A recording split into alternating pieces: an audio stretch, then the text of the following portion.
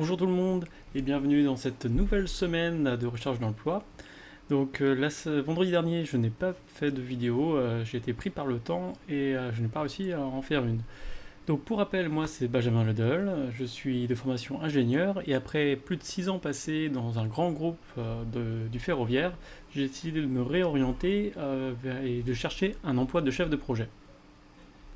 Donc pour rappel, je tiens à jour ce fichier pour illustrer comment je fais mes recherches d'emploi et comment je garde la motivation à long terme. Donc, comme je disais, on a fait la première semaine ici, semaine 36, donc première semaine de septembre, et on attaque la deuxième semaine de septembre. Donc, par rapport à la semaine dernière, j'avais dit que j'avais fait un premier entretien avec une entreprise de consulting qui cherche pour un de leurs clients dans le ferroviaire un chef de projet. Et donc, j'ai fait un premier entretien vendredi avec le gérant de cette entreprise de consulting. Ça s'est bien passé. J'ai fait un résumé de notre entretien et j'ai mis à jour mon portfolio le samedi et je l'ai partagé donc à cette personne. Donc là, j'attends leur retour avec le décalage horaire vu que je suis en Chine. Là, ils vont commencer à regarder ce que je leur ai envoyé et l'objectif, c'est d'ici cette semaine d'avoir un entretien cette fois-ci avec l'entreprise qui recrute et qui est basée du coup à Genève. Donc voilà, donc du positif pour ces premières semaines. Et donc là, cette deuxième semaine, on va attaquer sur le chapeau de roue. Qu'est-ce que j'ai fait aujourd'hui? Donc je suis allé à la salle de sport. Faut que je fasse un peu attention parce que j'ai plus de créatine et ce qui permet de tout ce qui est ligaments, ça permet de renforcer les ligaments. Et j'en ai plus de créatine. Je m'approvisionne en France. Et là, j'ai un peu mal au genou, donc il faut que je fasse attention.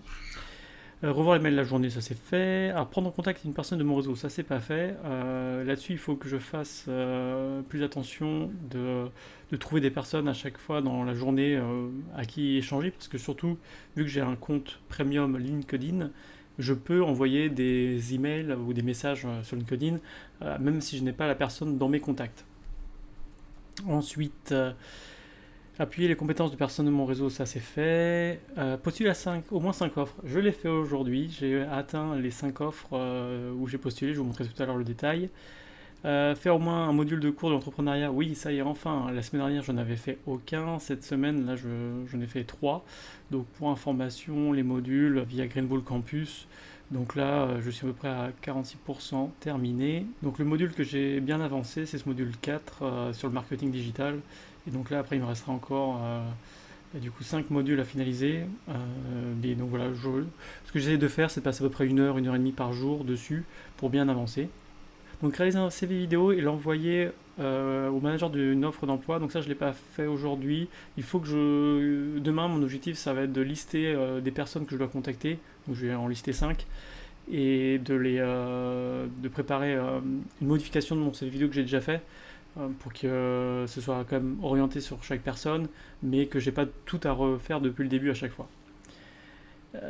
Faire une vidéo de suivi, donc là c'est ce que vous voyez aujourd'hui, et faire au moins faire un post LinkedIn au moins une fois par semaine. Je l'ai pas fait la semaine dernière, ça c'est pas bien, donc il faut que je le fasse là. Aujourd'hui je l'ai pas fait non plus, donc il faut que je le fasse impérativement demain. Donc il faut que je prépare ça. Donc beaucoup de choses à faire d'ici demain. Grosse journée demain. Pour le suivi des candidatures, donc comme je disais, donc là j'en ai postulé à 5 offres, toutes dans la région de Genève. Donc notamment il y en a une qui est assez intéressante, c'est pour le CERN, donc l'accélérateur de particules qui est entre la Suisse et la France. Et ça c'est vrai que c'est intéressant. Moi qui est comme un background assez technique et qui aime beaucoup la science, notamment la vulgarisation scientifique. J'ai postulé pour ces aspects-là, donc on verra ce que ça donnera. Notamment, il faut que je trouve, je pense, une personne dans les objectifs qui sont ici, de prendre contact avec une personne de mon réseau ou du réseau sur LinkedIn. Il va falloir que je trouve quelqu'un du CERN pour appuyer ma candidature. 10 conseils de la journée, je voulais vous montrer un mail que j'ai sur donc c'est en anglais, mais je vais vous le faire la traduction en direct. C'est des newsletters une fois par semaine pour améliorer sa carrière. Donc là, je l'ai déjà identifié quelques éléments intéressants. Donc là, dans cette édition-là, Donc c'était pour le feedback. C'est important d'avoir du feedback parce que moi par exemple quand je travaille sur mon CV, une des manières d'avoir du feedback c'est d'utiliser des outils ou demander à des personnes. Là pour le moment je vais pas demandé à des personnes, enfin ou à mon entourage proche, mais d'utiliser des outils c'est quand même pratique dans un premier temps pour voir identifier qu'est-ce qui ne va pas dans son CV. Donc ça s'appelle du feedback, de recevoir du retour sur quoi on travaille. Là actuellement, donc cet article mentionne ces effets de feedback, de retour. Donc quand une personne hésite à nous donner donc un retour honnête sur une idée, euh, donc on peut leur demander, par exemple, de donner, au lieu de donner un retour direct comme ça, de demander un peu de manière détournée d'une note de 0 à 10. Comme ça, on peut voir si on est en dessous de la moyenne, c'est-à-dire qu'il y a beaucoup de choses à améliorer, donc là on peut rebondir. Si on est plus proche des 10, bon, c'est-à-dire qu'on est sur la bonne voie.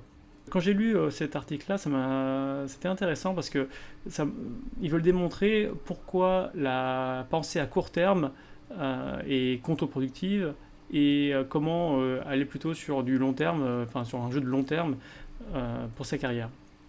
Donc là, il mentionne notamment le test du marshmallow. Donc je ne connaissais pas. Donc vous mettez devant un enfant de 4 ans un marshmallow et vous lui dites si tu peux attendre 5 minutes sans le manger, le marshmallow, tu restes devant, tu le regardes et tu le touches pas. Si tu attends comme ça 5 minutes, on te donne un deuxième marshmallow.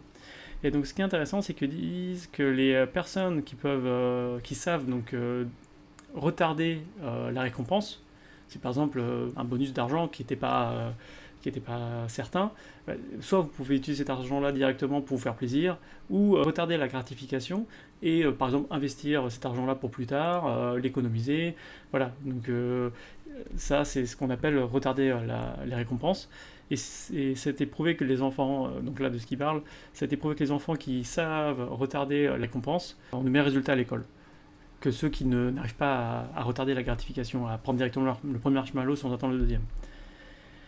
Un autre aspect intéressant, c'est donc rendre le gâteau plus gros au lieu de prendre une plus grosse part. Donc là, ils prennent l'exemple d'un vendeur qui augmente ses marges de 20 à 40%. Donc il fait un gros coup sur un deal, sur une vente.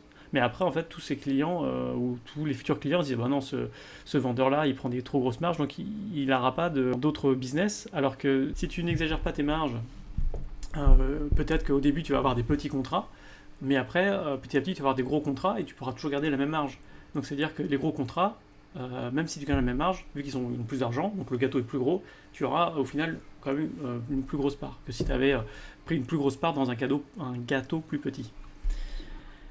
Alors, ce ABL, Always Be Learning, donc toujours être dans l'apprentissage, c'est là-dessus, ils prennent un exemple de MasterChef, un épisode de MasterChef où ils avaient repris tous les candidats qui avaient réussi, qui avaient gagné les épreuves dans des saisons précédentes. Ils font une nouvelle saison avec ces top chefs qui avaient réussi précédemment. Donc ils font des compétitions entre eux. Et en fait, on pourrait croire que ce sera à peu près équilibré entre les gens, sauf que justement, il y en a une personne, donc une femme qui s'est sortie du lot, parce que elle, par rapport aux autres qui, une fois, ont été top chef d'une saison, ils ont ouvert un restaurant, ils ont fait leur business, donc ils ont directement capitalisé sur leur audience. Là où cette femme, ce qu'elle a fait, elle a continué à travailler en tant que commis, en tant que chef, dans des restaurants étoilés dans le monde entier. Et donc elle a continué à apprendre et à améliorer ses capacités. C'est pour ça qu'elle était encore au top. Elle a réussi à gagner encore en prestige. Là, c'est une partie sur l'investissement sur le réseau au lieu que sur sa valeur personnelle. Donc là, il y a un petit jeu de mots en anglais entre network et net worth, qui sont des mots qui se ressemblent. Et là... il cite notamment une citation de JFK. Demandez-vous qu'est-ce que vous pouvez faire pour votre réseau et pas qu'est-ce que votre réseau peut faire pour vous. Donc voilà, c'est toujours une stratégie de penser à long terme, c'est penser aux autres et pas penser à soi-même en premier lieu. Et ça nous le rendra plus tard. Bon, je nuancerai quand même qu'il ne faut pas non plus être dans l'extrême à penser que aux autres et jamais à soi. Mais c'est vrai que la beauté de construire un réseau et de pouvoir compter sur les autres, c'est aussi que les autres puissent compter sur nous. Donc c'est d'abord donnant-donnant. C'est je fais un pas en avant de pouvoir avoir une personne qui fait un pas en avant vers moi. Le dernier petit bonus qu'ils sont en train de montrer, c'est qu'ils ont un outil pour optimiser le profil LinkedIn. Donc je l'ai utilisé, j'ai vu qu'il y a certaines parties que je dois améliorer, donc je pense que je montrerai ça dans une prochaine vidéo. C'est tout pour aujourd'hui, j'espère que ça vous a plu, que cette playlist sur la recherche d'emploi à minima vous motive si vous êtes aussi dans cette situation-là, ou à défaut vous montre que même si on est dans l'incertitude, c'est pas pour autant qu'il faut lâcher prise.